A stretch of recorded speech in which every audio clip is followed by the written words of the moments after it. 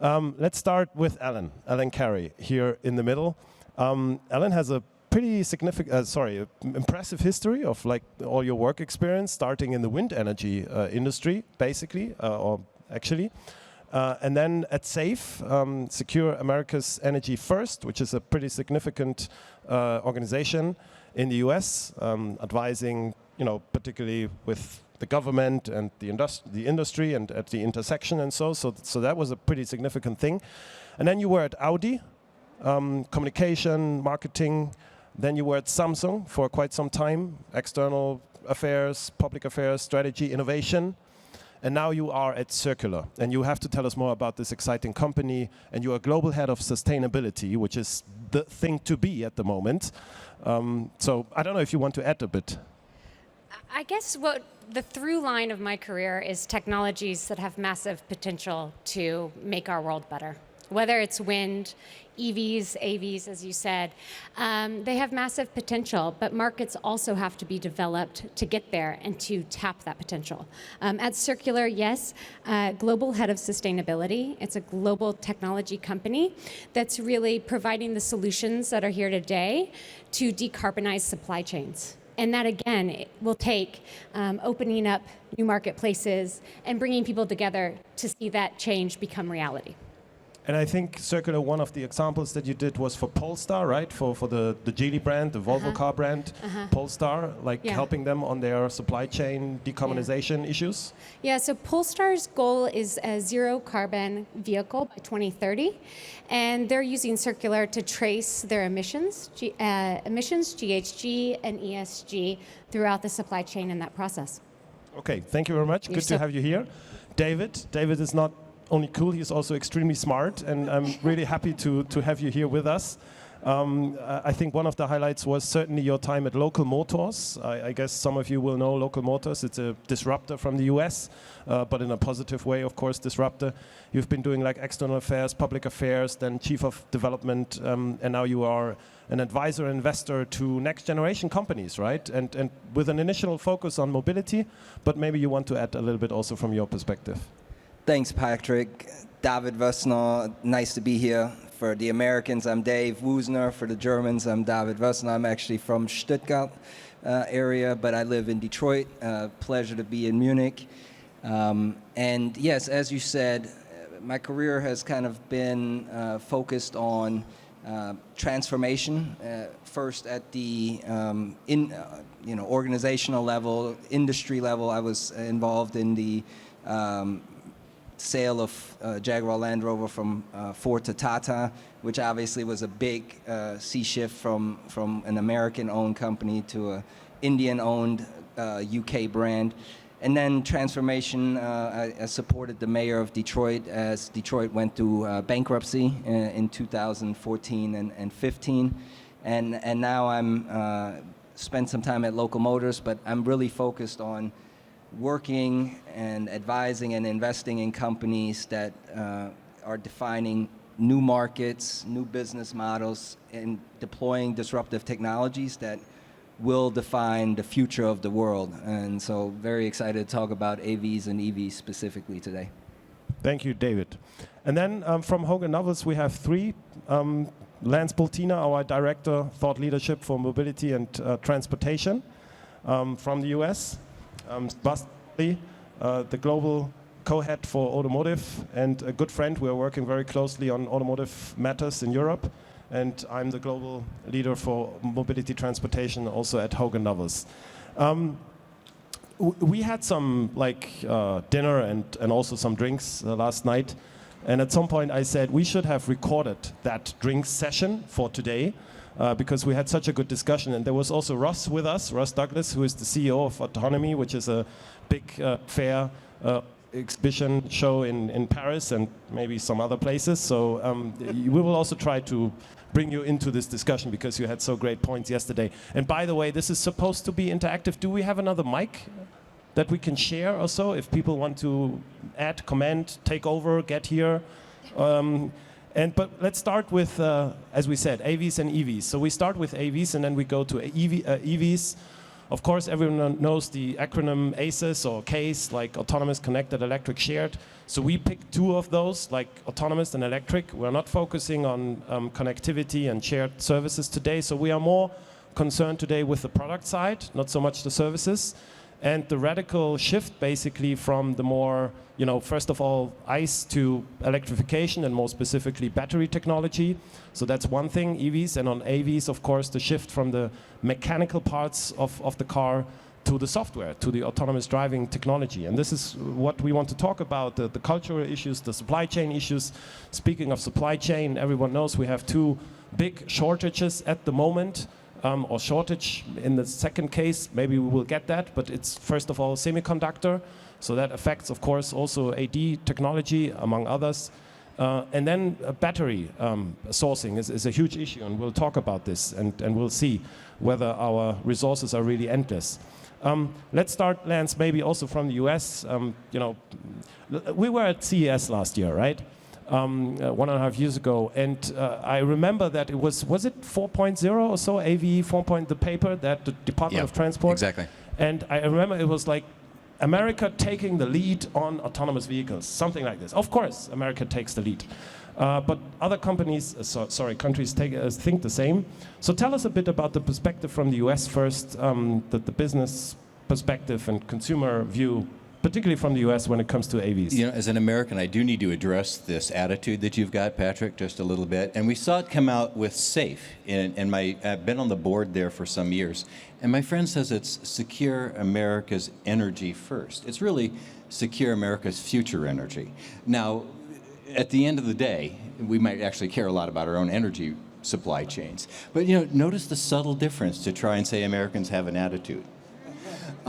Well, maybe we do.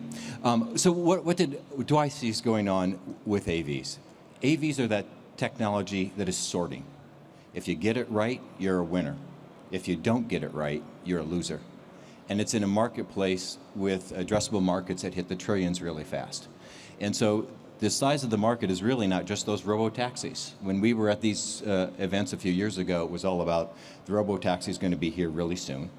And it's humbled many, including, not an American, but an American company, Tesla, who thought it was an easy problem to solve. And it's not an easy problem to solve. So, Patrick, I think you've talked a lot about where will AVs come out now, when. On the business case, the where is pretty much everywhere except the robo-taxi. The cities which have gotten all the attention are really not where the economics are coming out first. It's moving goods.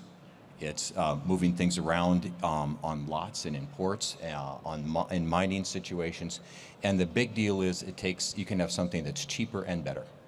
And ultimately, when things are cheaper and better, everybody wins, even if it's very disruptive. So I think that's the story on AVs. There's some sub-themes. The shift to software, which is shocking. We're in Germany, the head of a place with such spectacular mechanical and electrical engineering. We're not talking about software being the dominant provider of value. That's a huge cultural transformation, a shift in supply chain on the worker side. And then we have the wonderful big power competition between the US and China, and Europe's in the middle of that. All those topics come forward on AVs, Patrick. So, and how do you see that? I'm always confused. I mean, we have a lot of testing, but the point is really serial deployment. We don't have it yet in the US, I would say, right? And when do you expect it? When do companies expect it? Is there a difference, and we'll get back to this point with David, between OEMs, the traditional ones, and the new entrants? Who's going to be quicker? Which country will be the first? We also have a view from the European side, but I want to hear from the US side first. Well, okay, I'll portray that American attitude. Every country, like every company, wants to be the winner. You don't want in that global competition for technology be the loser. And the US right now sees its primary competitor as China. And I think if you're an American policymaker, you say, our friends in Germany, our friends in France, our friends in the UK, they'll be our friends for a long time. Our friends in Japan, our friends in South Korea. These are our intimates. And maybe we have that arrogance to say, in the COVID world, they're in our bubble. And we might have fights among our friends and our family, but if we stay together, we all win. But damn it, we want to also have that technology built there. We want to protect Silicon Valley. We want to protect that mechanism and believe that those jobs and supply lines really need to be in the US in that big power competition. So it's both an economic and a foreign policy game. I think the struggle that the United States has is the intellectual shift is so challenging. In the mechanical world, you know, when we tested vehicles, it's Newtonian mechanics, right? There's going to be a crash, and how do you survive it? Now it's crash avoidance. And how do you test and validate software?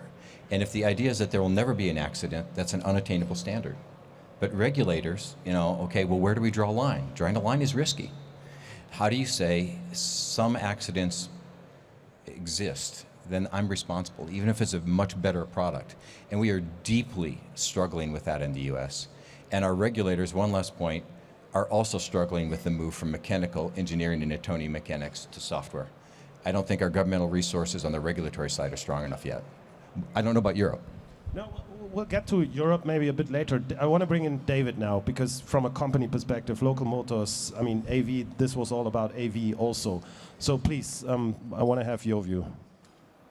So I think one perspective, and I've been on public record for over 5 years, that I think level 4 plus, and again, I think it's really unfortunate that SAE has decided to go that way. That's a whole nother panel discussion, because it's really based on ODD, operational design domain, and with which environments, and that takes me to my point of low speed controlled environments exist today where level 4 autonomy is possible. I think from a sensor perspective, from a technology perspective, especially in private environments, from a regulation, rules perspective, those are the environments that are ready-made to go and deploy. I still think there are some cost, mindset, cultural challenges that need to be overcome. So that's where level 4, I think, will enter first. And I know a lot of people, and billions of dollars are being spent on robo-taxis, and I continue to see that challenge. You know, Waymo has led in that space to a certain degree for a decade, but still I don't think have figured out the business monetization model, to say the least. I know others are now coming into it. Cruise obviously has announced some things in Dubai.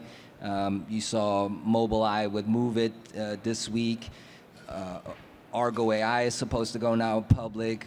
The one that's interesting is Aurora, which has decided to focus on commercial vehicles, and we can talk about that.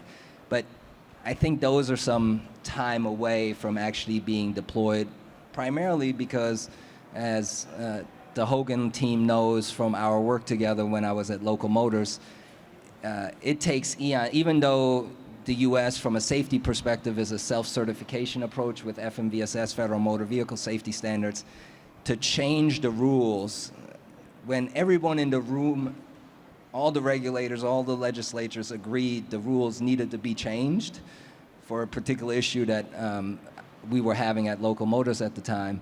It took 3 years to change the rules. I mean, 3 years, that's like 3 iPhone iterations, so to speak. So I think the technology is going to continue to move fast, and the environment and the regulators are just too slow to create the environments that will enable the transformation, in my opinion. Right. I think it's important not to dismiss L2 and L2 Plus that's in vehicles now, and also the drop in the hardware costs that's going into new production vehicles. Making that data smarter and more usable for the whole development cycle, whether you're doing an L2, L2 Plus, L3, L4. And you see more and more with the industry that that's where it's headed. You know, it's got motional, Hyundai's got motional, but they've also got their L2 systems. And those functions and those software features are talking to one another, and they're building upon each other. It also widens the opportunity to make the business case. So I actually wanted to pick up, so thanks for mentioning this, because I think it's very important. As we know, the traditional OEMs certainly go that way with L2, L2 Plus, L2 3. I mean, difficult to distinguish, but yes. But then we have the Mobileye's, the Waymos that go direct L4. you know, my view, or not view, but point is the interaction between a human and a machine, which is L2, L3. Does it really work? Is it also from a regulatory, from a liability? I mean, you can all solve all kinds of liability questions, of course, but I wonder whether it would not be better to go direct L4 and skip L2. We have L2 anyway, but L3 and go direct L4. Do you have a view on that? And I mean, I understand it from a technology development perspective, maybe, but even that, I would set a question mark. I don't know. What is your view? I would say, Mobileye has been at this game longer than anybody, and they've been in the L2 perception and solution from the very beginning, so they're actually straddling both. It's another example of straddling both and taking advantage of that good data as the hardware and the capabilities improve. I think the other factor, again, focused on the consumer side, the traditional where, I always joked about this, in 2018, 2019, GM, Toyota, Nissan, and VW sold 40 million plus vehicles. And that same year, Navia, Easy Mile, and Local Motors probably sold 400. So at the end of the day, there's going to be a continual transition, and the technology on the L2, L2 plus level is currently feasible to be priced into that vehicle, into the current business model.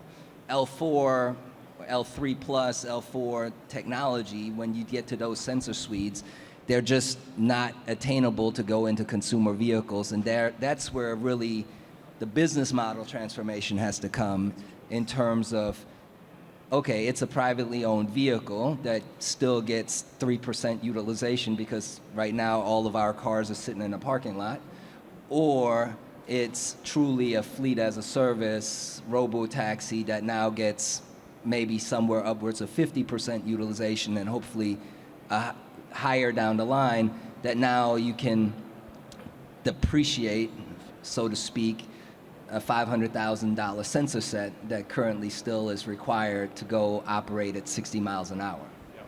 And yeah, Lance? Yeah, I just want to loop back to the idea of a regulator. And the wonderful thing is there's challenges to regulatory uncertainty, but we also have to recognize that maybe there's some advantages to it, and it's built into a market-based world. Nobody knows the right way to get to the end point. And there's a diversity of strategies, and there's certainly not a lack of investment in the marketplace. And a regulator can say, if we decide this small thing, will that have a ripple effect that decides many things? So they're hesitant to get in there and then, in essence, channel that investment and development and cut off opportunity. That's maybe the positive spin or the explanation as to why regulators in the US and I think in the West are struggling some. Right, and I mean, we'll go now to the EU also, but the point is maybe also to sum up this discussion, of course, the traditional OEMs will continue to do L2, L2 plus, and then maybe take the next stage, L3, and this maybe also explains why Mobileye now announced to be with autonomous vehicles on the road already next year, right? Which is, I don't think, quite in the mind of the OEMs at this stage. They don't look at 2022, but Mobileye, Sixt have announced that they are planning this for 2022. How can they do this? And this brings us back to the question of who's the winner.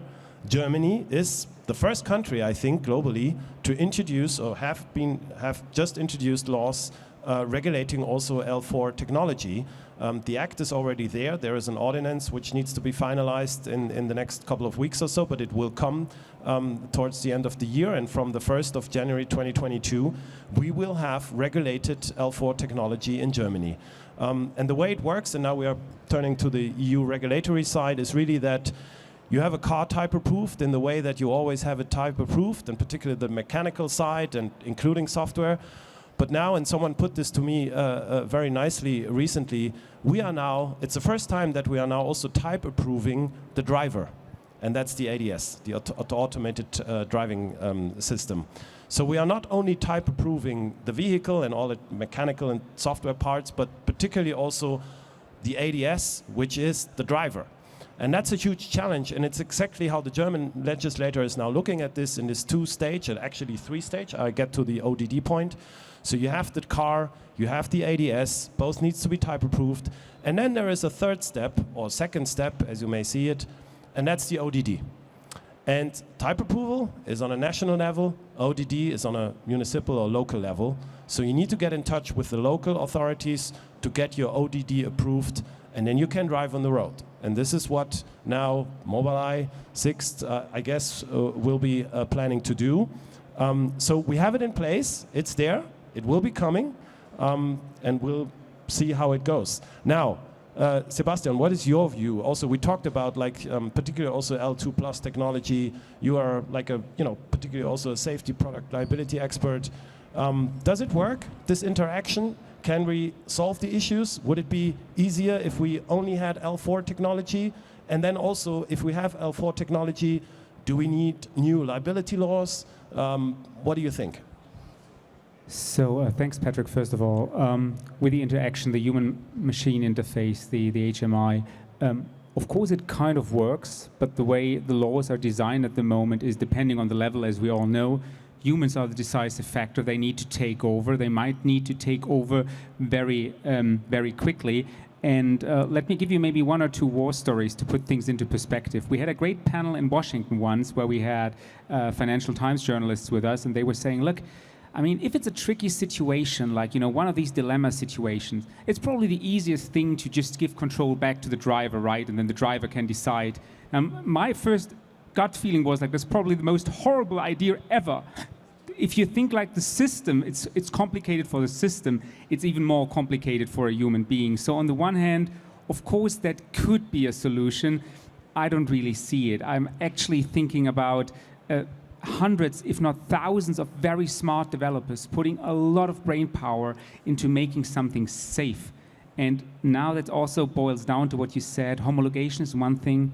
The other thing is safety and liability. The law is actually pretty simple. It says, look, you need to meet reasonable safety expectation in Europe. So what's the reasonable safety expectation? That's the threshold we need to meet. The law is there, which brings me to the next point. Do we need to change it? I must say, from a product liability safety perspective, advising a huge number of OEMs and suppliers on these issues, I think the laws are fine. The laws are not the showstopper at the moment. The showstopper is, of course, there is room for interpretation. What is safe enough? And that's one of those questions. I think those people who are driving towards changing the laws, and that's also something we've seen in Europe now, where they say, look, we need to increase the liability caps from 5 to 10 million euros, for example. I think that's driven from a completely different perspective. And if that helps solve the issue, I'd say basically I'm in. But the laws are there. It's not the showstopper. So we might see some more changes, but I actually would say I don't think they're basically necessary anymore. I think the law as it is well balanced. We need to meet reasonable safety expectation. We need for us to define and to also defend what we think is the right thing and then move forward with it. And picking up on this point, yeah, Alan, please chime in. I'd like to give... Is this on? Yes, okay. I'd like to give an example on that. So putting on my former Audi of America hat and the release of the A8, which was the first central compute system, right? So you're inputting 23 pieces of camera hardware, radar, LiDAR, first car with LiDAR, right? And it was the first redundant system too. So, but there was a speed threshold on the A8, on that system, on the L3 system. You couldn't go above 45 miles per hour. And it was because if you were going faster than that, so if the car needed to stop, it stopped in its place. If you went faster than that, the safe position was to get all the way over to the shoulder, which would have required redundant steering. So you were putting in a whole new different redundancy system into it. So I think in that case, they did define what is safe, at what speed, in what use case with no cross traffic, and can it be done safely. So the safe position there was stop where you are.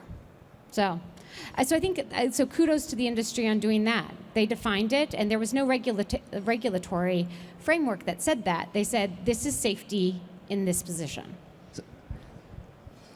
I want to come back to Patrick's point that I think from an industry, right, putting my not regulatory hat on, but the industry hat, what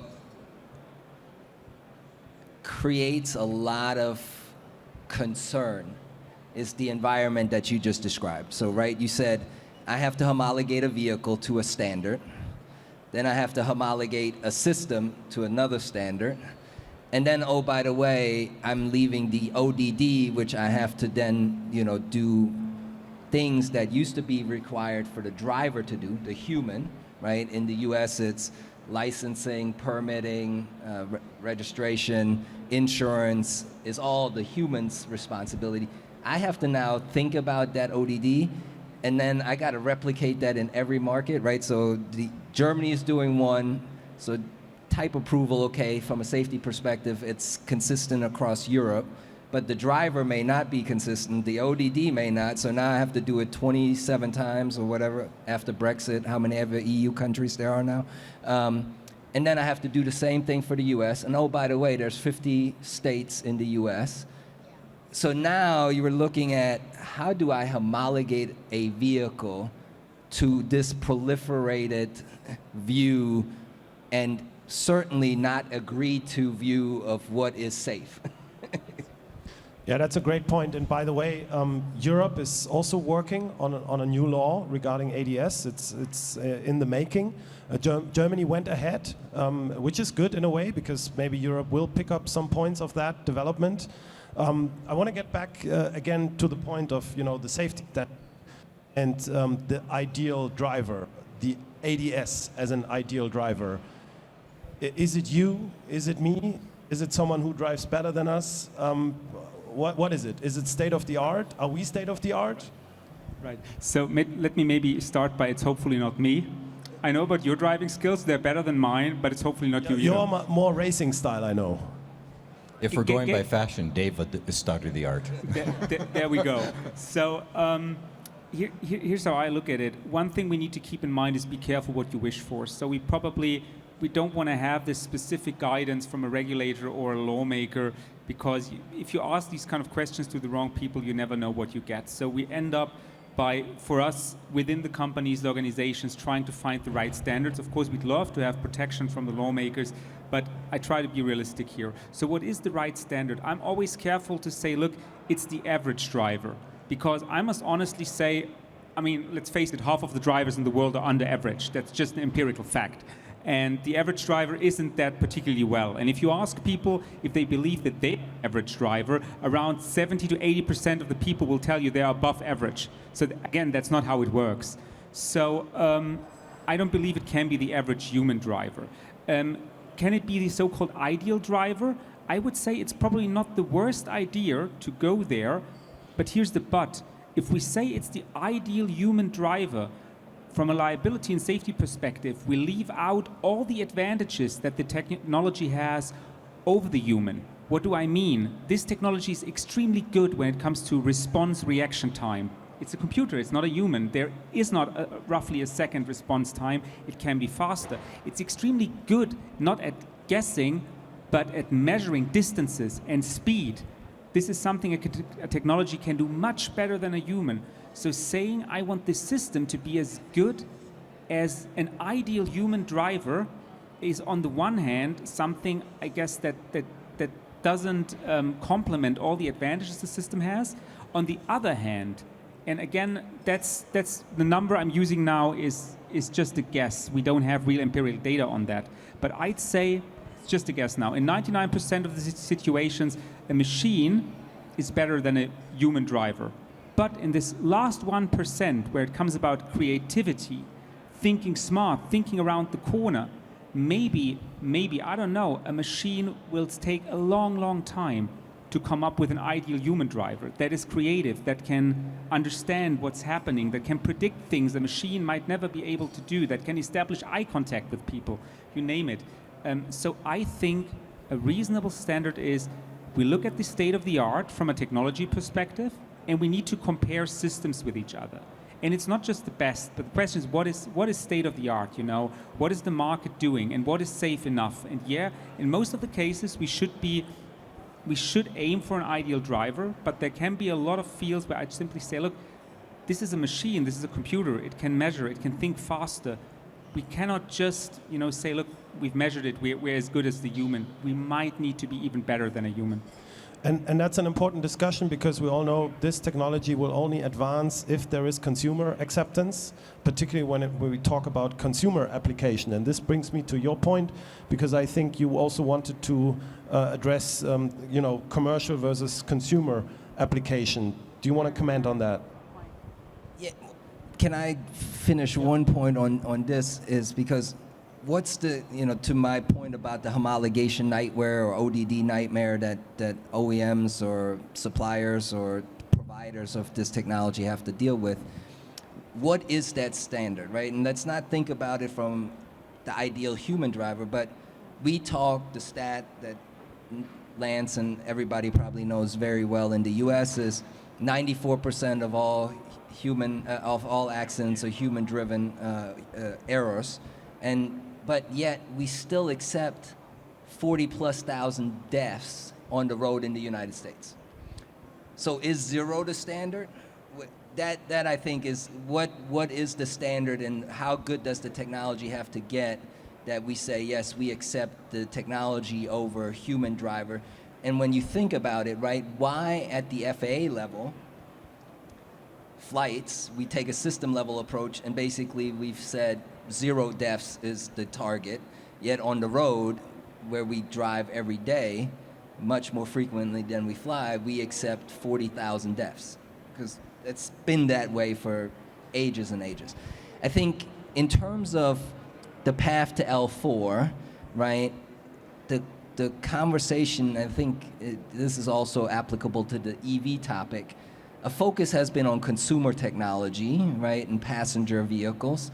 I think there's a huge gap in commercial electric vehicles. I think also the application, Aurora is placing this bet. Aurora is saying we're focused on heavy trucking, commercial long-haul trucking, right? That's their go-to-market.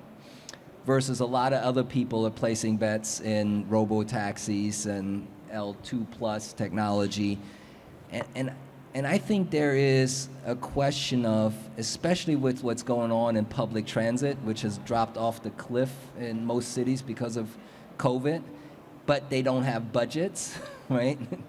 That's the challenge. So how do you go and develop a commercial transit application which could benefit from this, hopefully drop the cost overall, but you have to invest into it?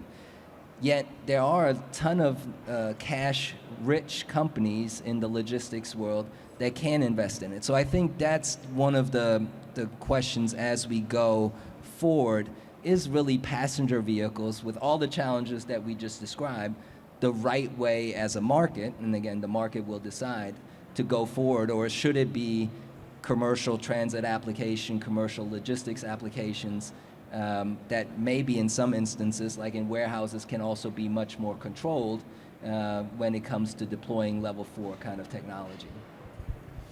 Lance, you mentioned, I think, the trade powers as well, briefly. Do you want to elaborate on this a little bit further, also in relation to AV technology? Yeah, sure. At the start of this session, Patrick and I were joking around about the sort of America First attitude. It's the kind of joking that good friends do. And that happens at a national level, too.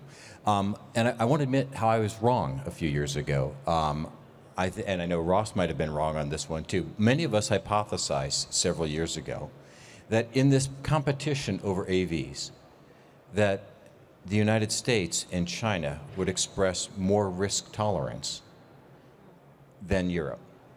And now we have Germany coming out with a rule on level 4 first. If you'd have asked me if that would have happened 3 years ago, I'd have said no way. I'd have placed a bet and I would have lost. And it's actually had a significant impact on American policymakers.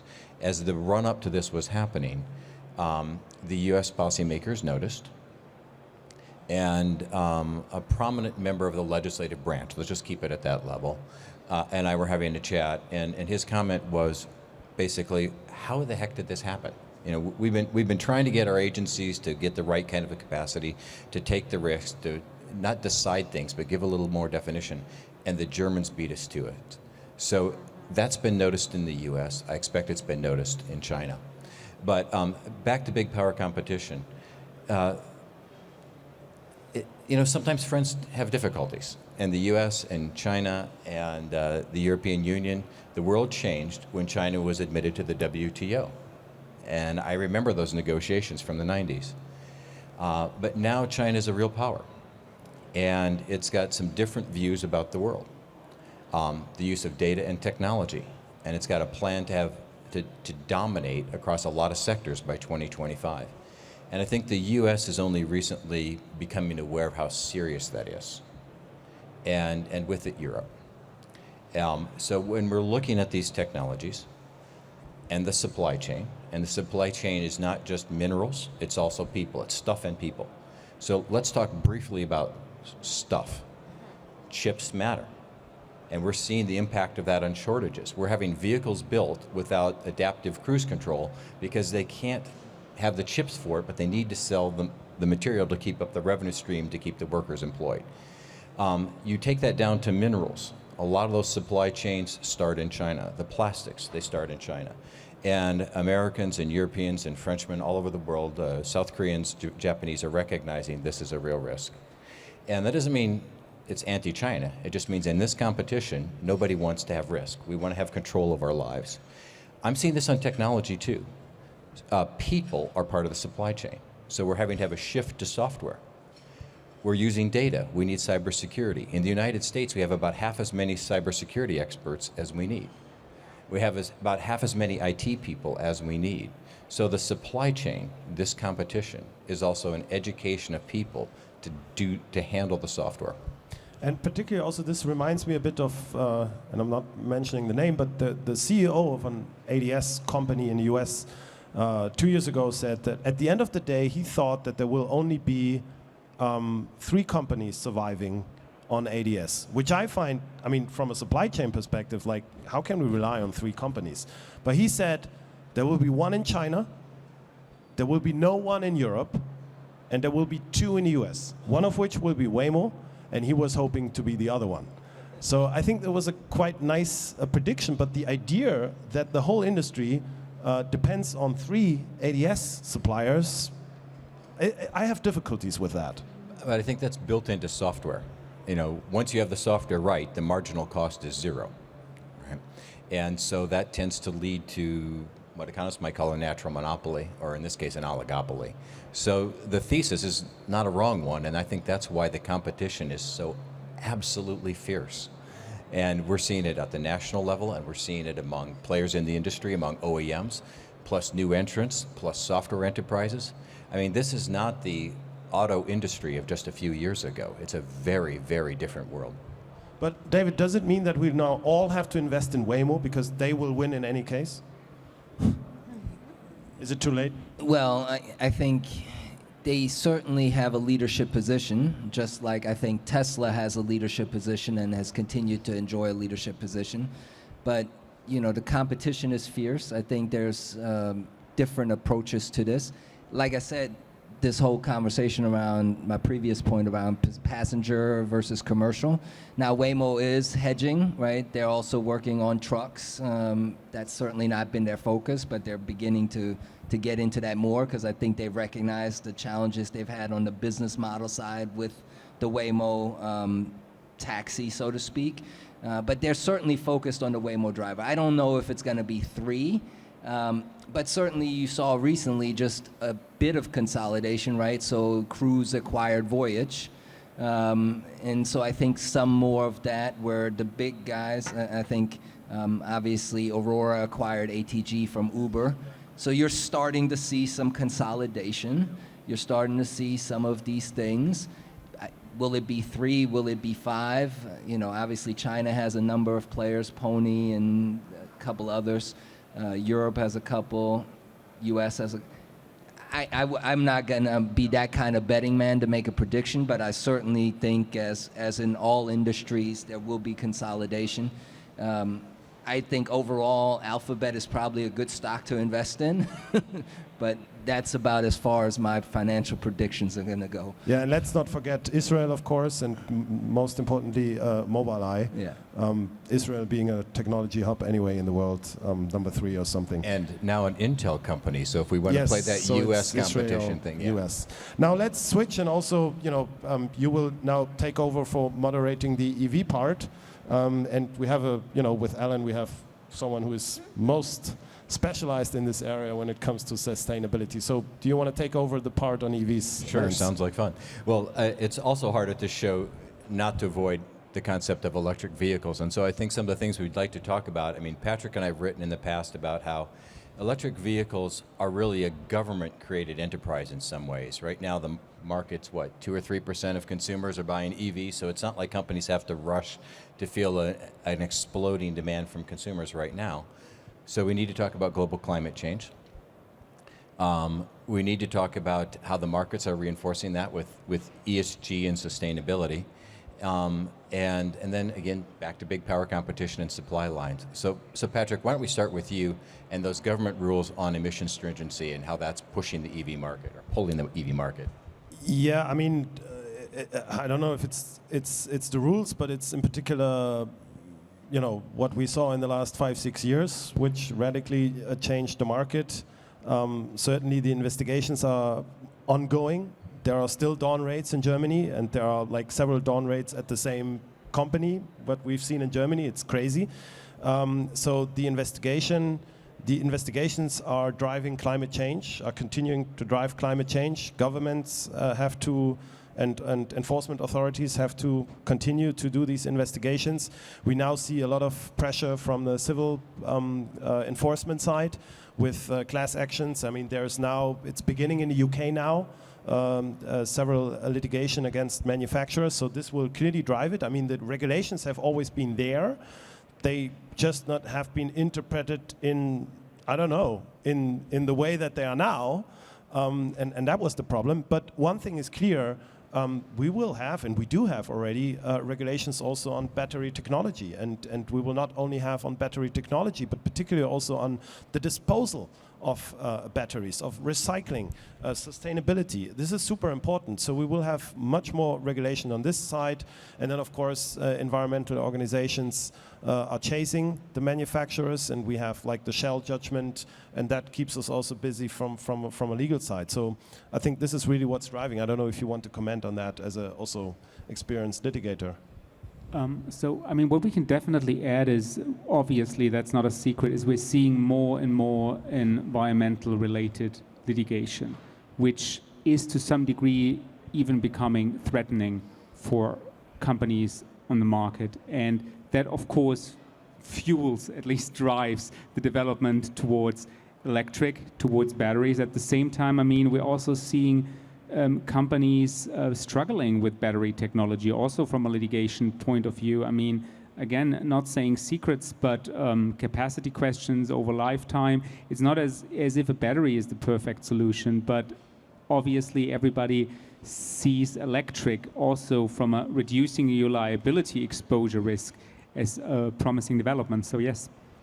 Actually, Ellen, I have a question for you. As an American, having come to Germany now, right, and a former Audi VW group, do you think Dieselgate was a shift in the culture here in Germany? Because I grew up in Germany, and diesel was, my granddad was like, yes, we're going to have a diesel because it's very efficient. And I, for a long time, was like, hybrids will never make it in Europe because diesel is, as on a miles per gallon basis, better and less expensive. So I don't know if there was in the US, there was certainly an impact because, we, from an industry perspective, we knew a lot of the people involved in Detroit. It's a small town.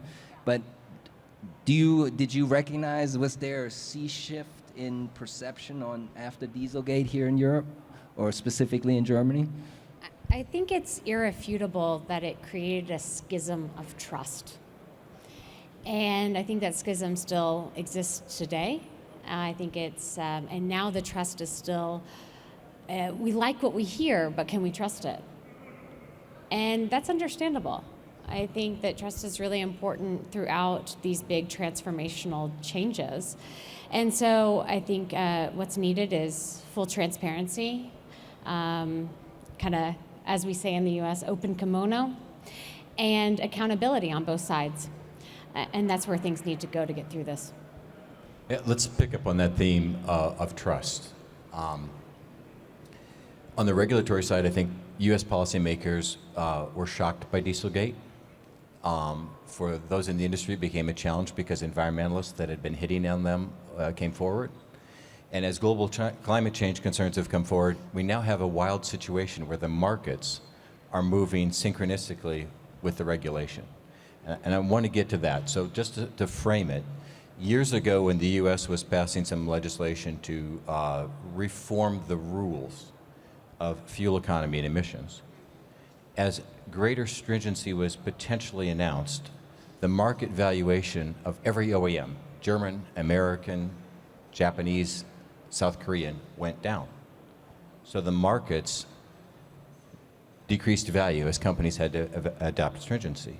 Recently, I've noticed that when a company announces a new EV initiative or a hope or a desire, their stock goes up. And this has been noticed by regulators around the world, in my view. They're saying, you can't complain that the markets are going to kill you when your valuation goes up. And if you're saying you can do this to kind of get the markets to like you, then how can you complain when we propose a regulation? So we have a synergistic dynamic between market, company announcements, and stringency rules. Ellen, I know you work a fair bit in sustainability. The acronym ESG is not new to you. What are you thinking about it, and how are you helping evaluate those questions? I think the technology is here, and most importantly, the consumer demand is here, and the willingness to pay for sustainable products. And so I think the economics have arrived, the consumer demand has arrived, the investor demand has arrived, and it's synchronizing with business and government.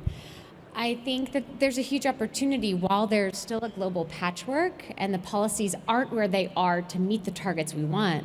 I think there's a really big opportunity for business to step into that with clear benchmarks, standards, and transparency on what they want to do and how they're going to do it. I look at it differently. I see things on both semiconductors and ADAS, and then the environmental and the battery side of things. I think ADAS is great because it makes our cars safer, et cetera. But really the consumer demand for that is missing. I mean, it's still very much driven by NCAP standards, et cetera.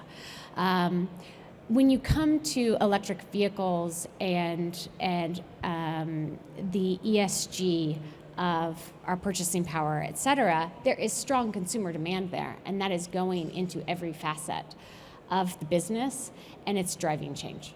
But do you see that consumer demand as merely aspirational, or is it real? So we've got about 3% of the market is EVs right now. It's a long way to get to EV dominance.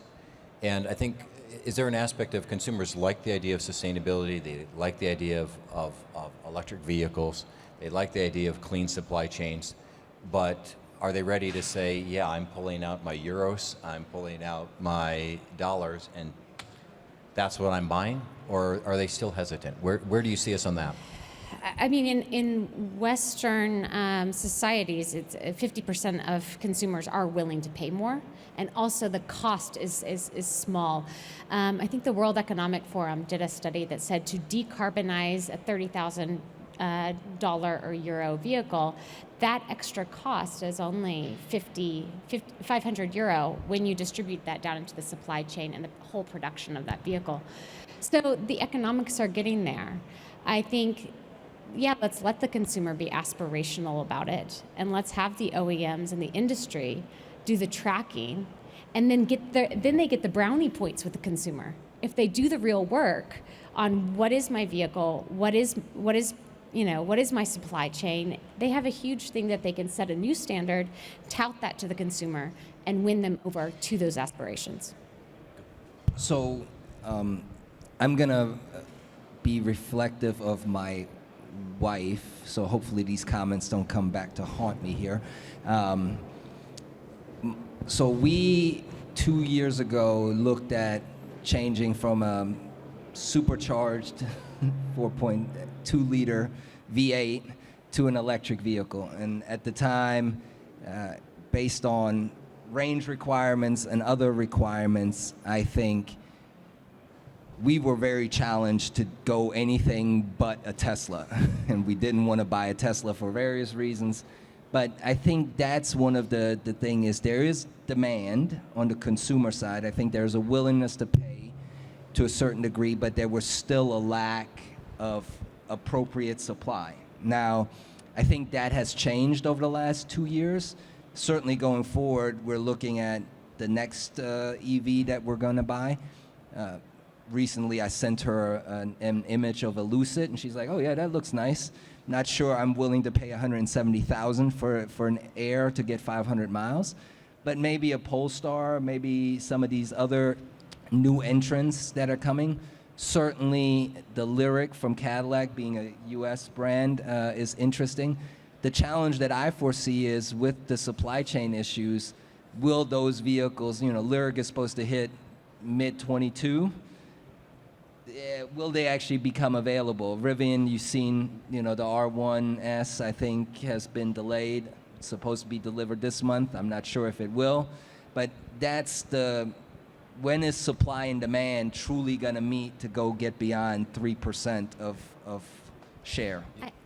So Circulor provides a dynamic system that an OEM and the supply chain can use to first set a baseline of what's going on within their supply chain. So that's first. I mean, if you want to lose weight, we first get on the scale and see where we are. So that's key. And then to create measurable targets and then, continue to cascade and ripple those expectations from the OEM down into the supply chain is key. I think what's interesting is, to date, whether you're looking at power generation or electric vehicles, we focused on what comes out of the coal facility, what comes out of the wind turbine, what comes out of the tailpipe, et cetera. It's time to go deeper. I mean, even my friends in the wind energy industry, where do your materials come from? How are you sourcing your products, and now also automotive has to do that as well to really get those compounded effects to meet emission targets, and it's good for business. It's better for business. I think there are two, among other, two main challenges, particularly for the automotive industry. The one thing, yes, clearly the next generation wants to be sustainable and may also want to invest in sustainability. The question is just whether they want to do this in relation to cars. So that's the first point, which I think particularly automotive companies will need to think about.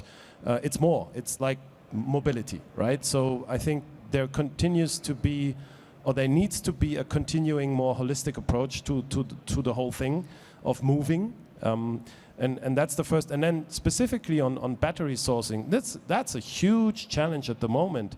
And I also can imagine that there will be some shortage issues, of course, also on the horizon. We now have it with semiconductors. I mean, I've been doing some commercial deals some years ago, particularly in the chemical industry. It's so complex. I mean, sourcing raw material is so complex. Automotive companies didn't have to deal with that for years, right? It was the third or fourth tier supplier. Now they are getting into these details and they realize how complex that is. It's the same with semiconductor. Understand sourcing of semiconductors. This is so complex. You cannot just say, yeah, please give me all the things that I need, and the next day you say I don't need it, and then 2 weeks later I need it again. It didn't work. It was because of COVID and everything, and now we have this crisis, and now they understand how challenging this is, and now there is this, like in the supply chain, going further down, trying to not control, but get hold of the supply chain. That's a huge challenge, and I think it's really difficult. Before, I think we have 3 lines that I'd like to pursue, and you've identified them. Patrick, I'd love to explore that battery supply chain. Let's talk about ESG and how we evaluate the whole process? And then what will it take to get to consumer acceptance? But before we get there, we've been here for about an hour, and so I think it's now time for a little bit of audience participation.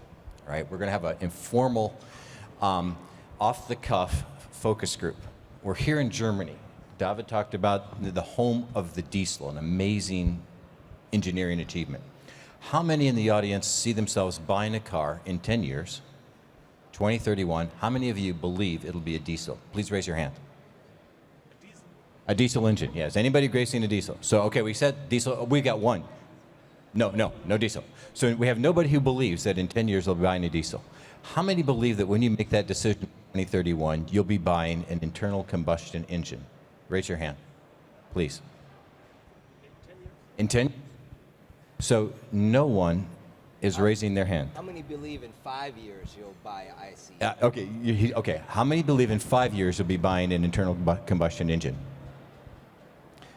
Okay. You're still riding horses. We've got a couple of ifs. Now just look at the time scale. When I started working in the auto industry, I had CEOs that I was sitting across, global CEOs, and we had confidence in what we were going to be doing 20 years hence. And I was in rooms and auditoriums with multiple projections. They weren't LCD screens and PowerPoints, where we were planning out our emissions and our model lines with cool little code names for 2 decades. And 10 years sounded like a long time ago, and there was nobody in this room that says they want to have a diesel technology that had decades of development behind it. We had nobody who was standing up and saying, in 10 years, I'm buying an ICE. I love my V8. Or I'm sticking with my V6. Or I'm going with my 4-cylinder with turbochargers. So we're talking about transition at a massively fast scale. And it's not just consumers, it's companies. So now let's go and let's take a brief look at what does it take to get you there, so that your intention might be a reality, so that you'll put your euros or your dollars there. So on EVs, I keep hearing the same thing. To get from 3% to someplace, we got to be cost competitive. We got to have a charging network. The charging times have to be fast, and the batteries have to be durable. Does anybody have comment on those four? Are those the right 4 things in your view as the mattering? I think I go back to are consumer vehicles the first to go, or are we missing an opportunity to massively impact decarbonization by focusing on commercial vehicles? I think that's one thing. But that's a personal opinion. Right. The second thing is, do we need fast charging? What does that look like? And it's fast charging in a developed world might be fine, but what about countries, even some countries in the developed world that don't have the grid that could even support? Look at what happened in Texas a couple of months ago, that basically the grid went down and went black, or what happened just now in New Orleans. And imagine now adding millions of high-powered battery products that need to be considered in that grid. Do we have an electric grid? Now the question is, or do we do what Shea Agassi, SAP former president, and Better Place wanted to do a decade ago? Do we figure out how to do appropriate battery swapping? So I think those are some of the things that I think about beyond the 4 points that you mentioned. Certainly everybody thinks we need to go and create massive infrastructure investments. The US Senate has bet on it to the tune of mortgaging my kids and grandkids' future by loading up on the national debt. So I think, yes, there has to be some sort of transition of the gas station model into some other form of energy availability that's reliable and also reasonably priced, because we all know what happens when you have energy spikes. Then pricing gets unsustainable. Well, I accept the thesis that you have to also, to achieve our climate goals, have development in the commercial market. and it's easier to handle fleets. You have you run a circuit, there's a place to do that charging. Run cost is an advantage with EVs. That matters a lot to fleet operators. So absolutely agree with that. Ellen, what do you think about that? As you're looking at those sort of sustainability models, as you advise entities, how do you look at that commercial world? And then we'll come back to consumers. On the commercial side? If you're talking with the commercial entity, do you believe commercial entities see EVs as a way so that they can put nice things in their sustainability report, plus decrease their overall costs because the run costs are cheaper? Or is that not a thing yet for them? I think the educational effort right now is massive for both consumers, companies, everyone. I think increasingly I see my worlds colliding. My power sector friends have to know about automotive, and my automotive friends need to know about power sector. Both are very complicated, have long histories, need to know about each other. I think also too, sometimes the signal has not been sent. For instance, on charging in the U.S. market, from my understanding, the Federal Energy Regulatory Commission has not sent the appropriate signal to utilities and power pools to get ready for EV and grid integration. So that needs to happen, and it's not there. And I'm also hearing, which I think is the most damaging, is the consumer experience on charging in the U.S. is horrendous.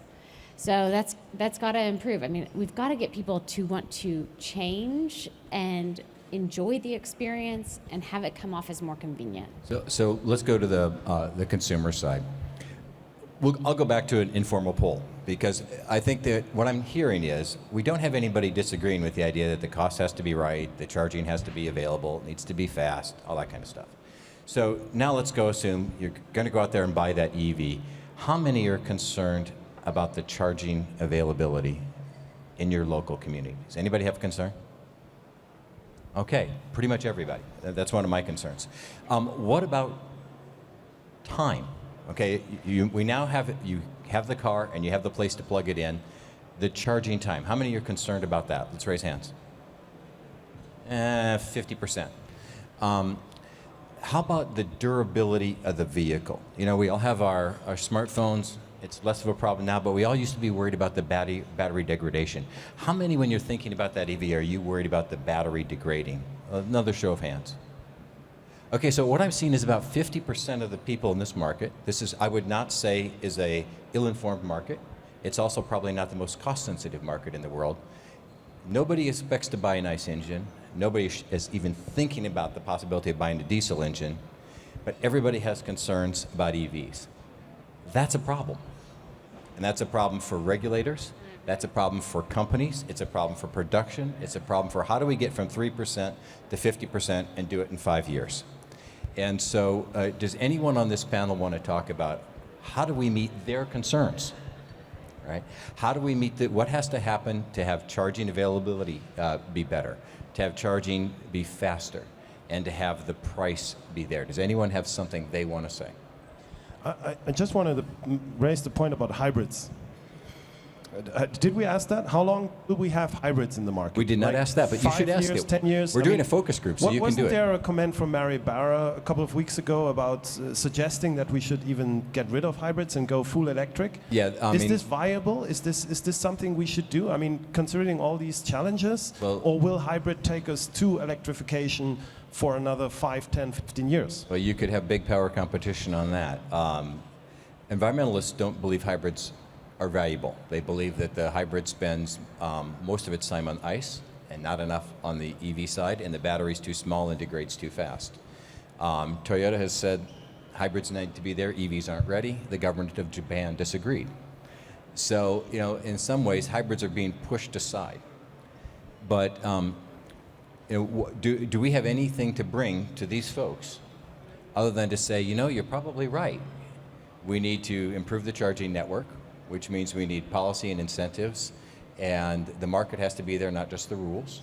We need to have battery technology evolve so it can change faster, because right now, the faster you charge, the more the battery degrades. Do you have an idea, David? You've been working in this area. Yeah, I would say, based on current usage pattern of vehicles, I think there's nothing that should prevent anyone from getting an EV today, right?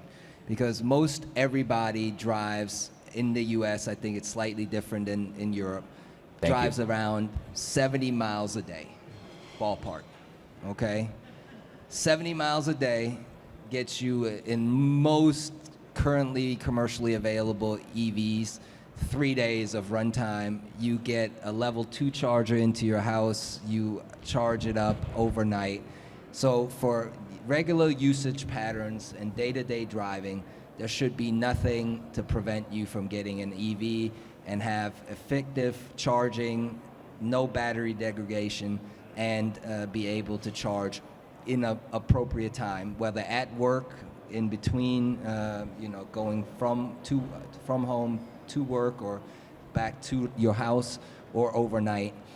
I think obviously if you're in the US, I think it's more prevalent than in Europe.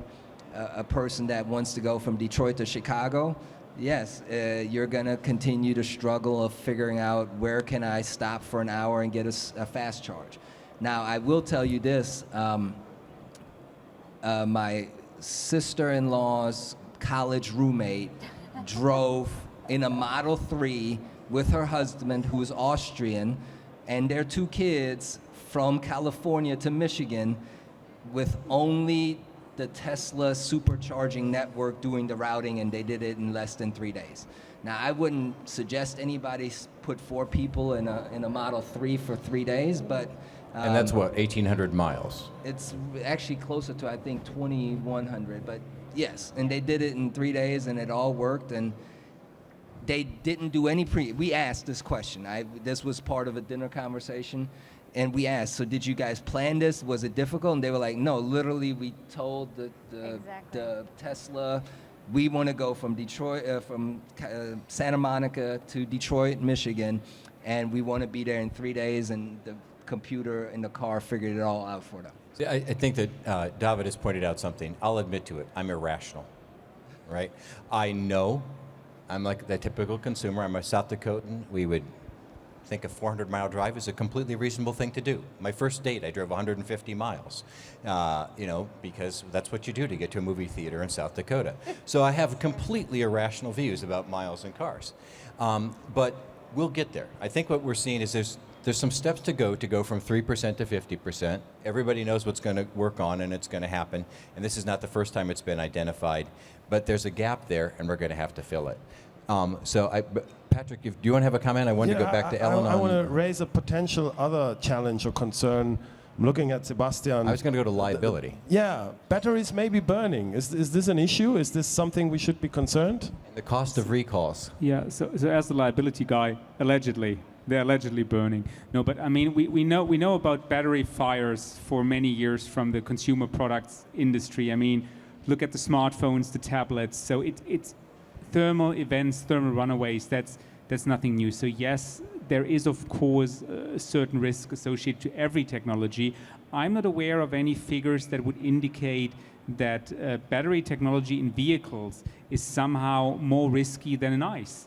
At least what we just recently stumbled across, and that was in the media, again, that's no secret. We had in Germany our first alleged ID4 fire case that went through the news. And but here's the point: it was the first, and so far only. At the same time, how many ICE fires do you have for different reasons? But it's something people accept. It's like, yeah, my car's filled with a lot of flammable substances, and I mean, what's supposed to happen if something goes wrong? And once you have a battery, people are like, well, that's dangerous, right? I'm like, well, yeah, it's dangerous maybe as your smartphone. So we see this. The second question, cost of recall. I mean, I think one of those things we might be able to offer the people here is transparency. What you said, when we talk about battery technology, it's a new technology. People need to know what they're buying in terms of durability, degradation, also safety, and being part of the product safety homologation process of those batteries, and how crash tests are performed, just kidding, you mentioned South Korea for a couple of times. These guys have homologation requirements where you literally throw batteries from a crane, to the ground, just the battery, and just let it hit there. And if nothing happens for an X amount of time, it's considered safe. I'm not the right person to judge whether that is a sophisticated test or not. But people are actually doing this. It does sound kind of fun, though. Yeah, fun fact actually, to get a technical service to do this, you actually need, a facility that can actually do this. Doing car crash tests, that's one thing.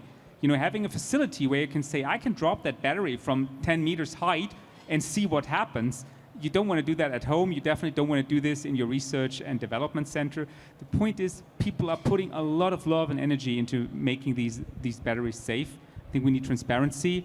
And when people know what they're buying, what the risks are, and I think they're manageable, we'll get a totally different level of acceptance, and we can take this fear away from people.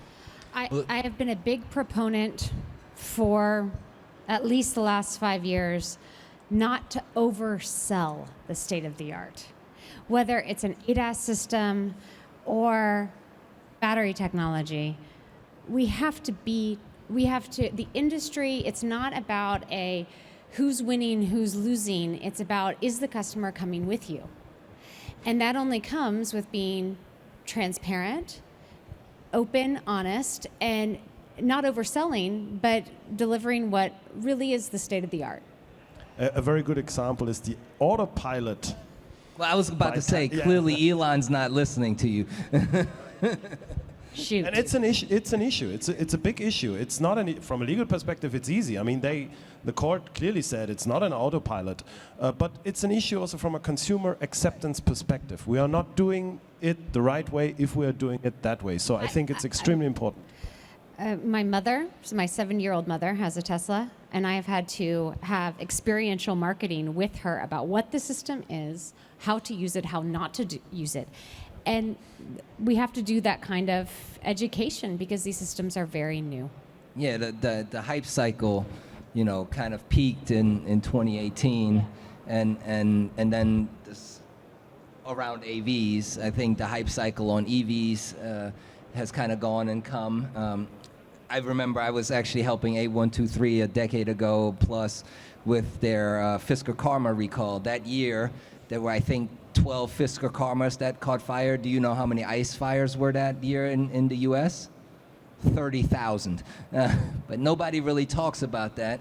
But the Fisker Karma fires, and same thing, right? Like, now granted, he brings it up on himself, speaking of Elon, but, there's been, 4 autopilot deaths? Okay, there's been 40,000 human driver deaths, and they don't get the news. Now, it's always new technology that gets the news, but certainly, I think inappropriate marketing of the capabilities of the technology do damage for the entire industry. Let's go ahead, Sebastian. I just want to say, again, not giving away a secret, I won't say the names of the OEMs, but there is a Hogan Lovells memo many years ago that exactly looked at the autopilot question, and the outcome was like, not advisable. Don't call it like that. Right. Because others obviously were seeing what Elon was doing. We're like, well, when he can do it, can we do it? And it's like, don't oversell it. Be transparent. I mean, just in a nutshell, I mean, this is not a pilot. This is not what you have in mind when you talk about a commercial airplane.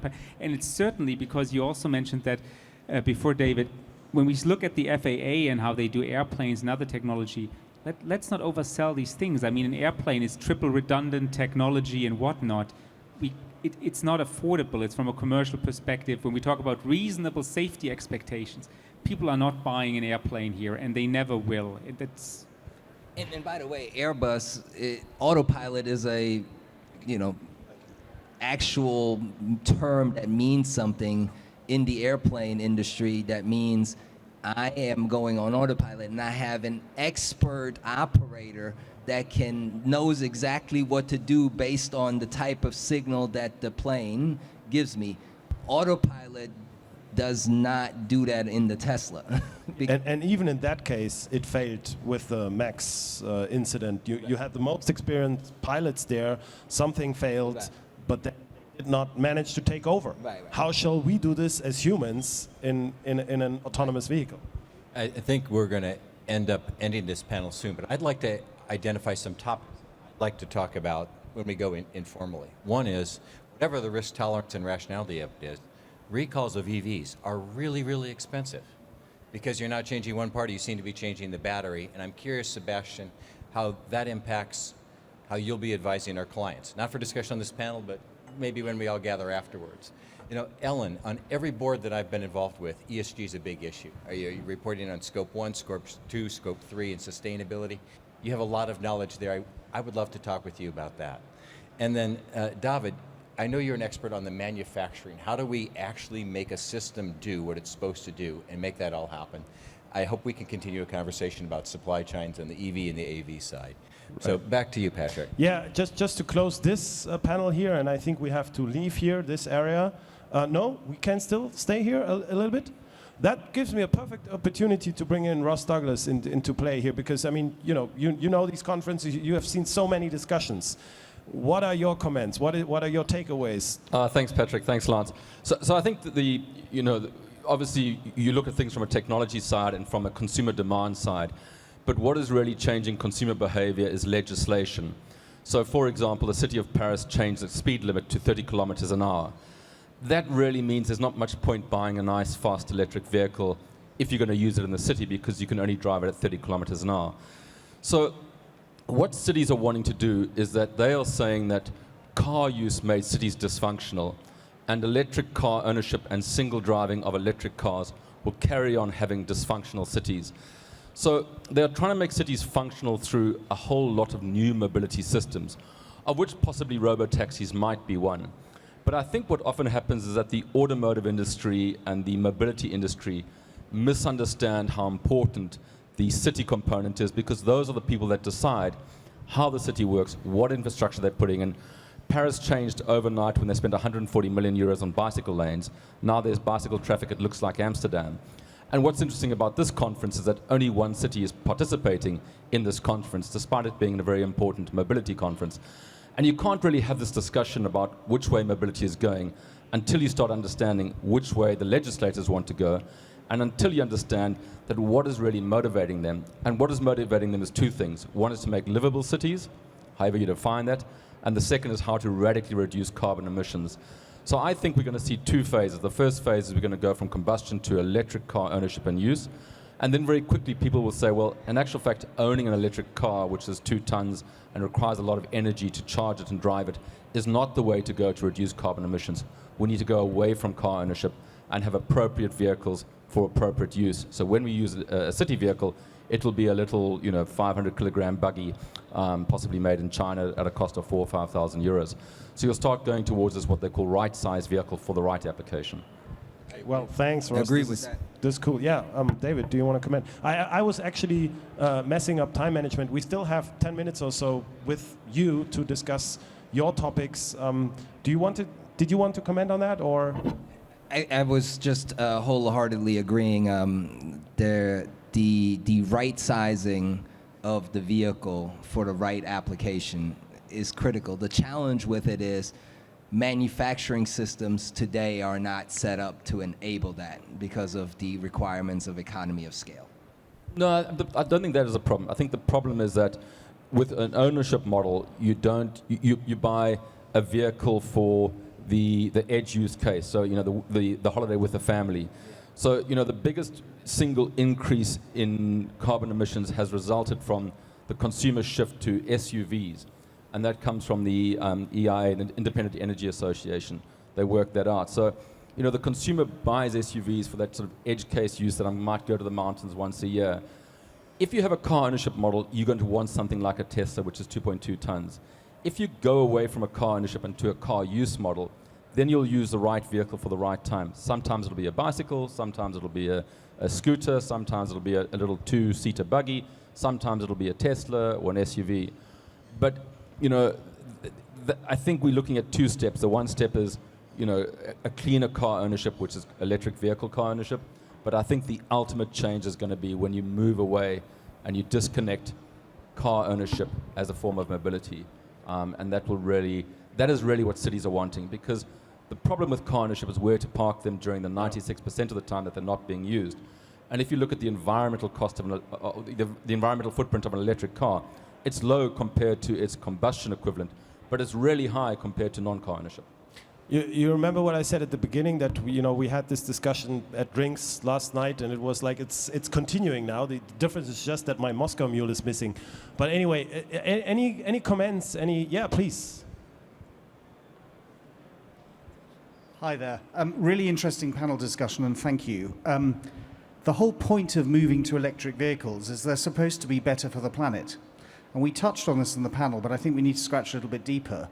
If we all bought electric vehicles in the 5 to 10 year time frame that you just asked us, we collectively would cause irreparable damage to the planet because of the amount of extraction of rock that has to be turned into batteries, and steel that is not yet green steel, and aluminium that is not yet green aluminium.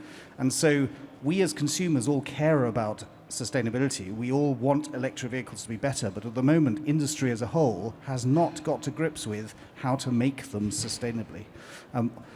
How do we move that forward? We've been talking about the superficial side of this. Forgive me, great conversation, but charging points, cost, all very good with adoption. But actually, we're going to make the problem worse if we don't tackle some of those deeper issues that Ellen was touching on. Yeah, I would even say layman's perspective, because I'm a lawyer, but still I have a view. There is a nice word for those of you who speak German, which is the Mogelpackung, right? So some of you will.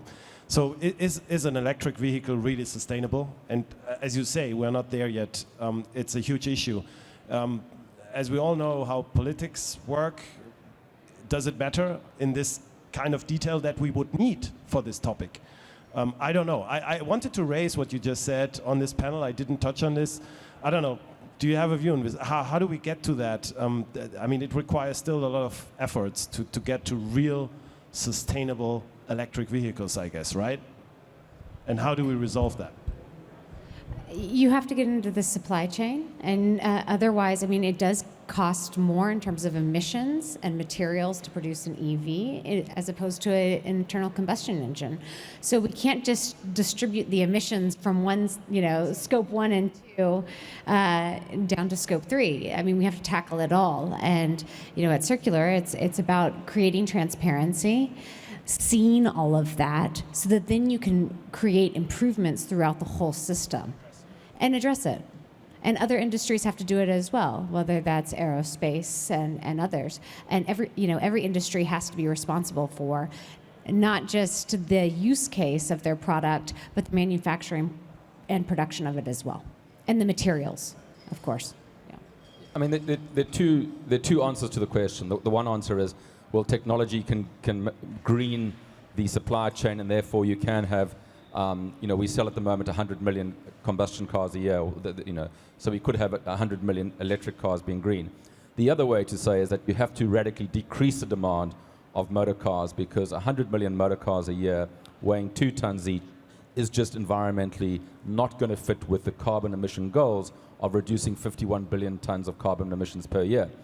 And what we're seeing is that the industry, understandably, does not want to reduce the demand and reduce the supply and change the business model, which is car ownership.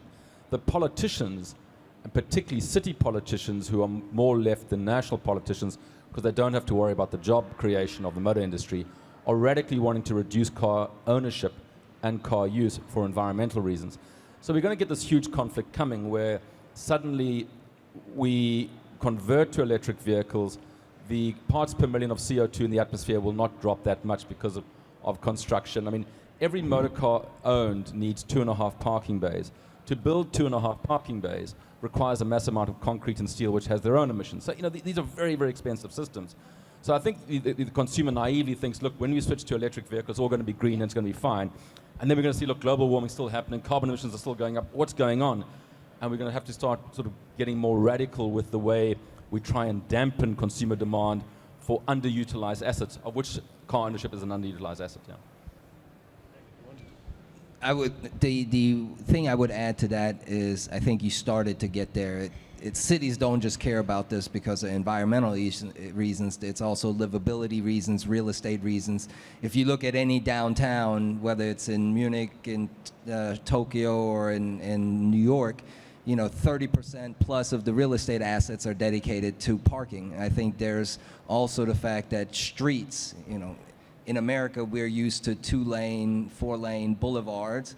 You know, in Europe, it's much smaller, but that's prime real estate. And when we talk about all the other challenges of climate change and urbanization and all of these issues, real estate is prime, and it requires actually better usage than driving cars or parking cars, especially from an affordability perspective and an equity perspective. Generally, and I think it happened in Detroit. It's being talked about. There was an article in the Washington Post yesterday, I think. Charleston, South Carolina is talking about putting in a new highway, and generally when that happens, it happens in black and brown neighborhoods, and those neighborhoods get disrupted. And so that's another equity piece.